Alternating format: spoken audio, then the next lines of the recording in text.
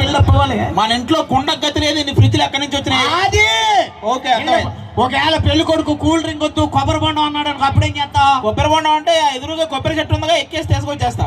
కుర్చీ తిరగేసుకోండి. ఏమైంది అయ్యగారు? బిల్డప్ ఇవ్వాలని చెప్పాను. దీనికి కూడా అయ్యగారు మన ఇంటి ముందు ఉన్న 20 ఎకరాల్లో తెమ్మంటారా, ఇంటి వెనకాల ఉన్న 40 ఎకరాల్లో తెమ్మంటారా, ఊరి చివరి ఉన్న 1000 ఎకరాల్లో తెమ్మంటారా? బిల్డప్ ఊరి మీరు పోతే పాతి పెట్టడానికి 6 అడుగులు లేదు మనకి.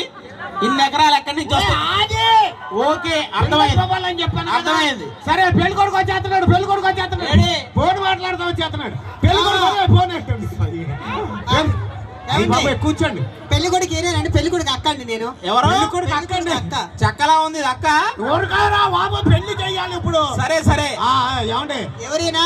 ఆయన మా ఇంట్లో పనోడండి. పనోడులా ఉండండి. ఓకే, ఇది అందరికంటే పెద్ద పందాల్లా ఉంది. అటు వెళ్ళండి, మాట్లాడాలి పెళ్లి కొడుకు.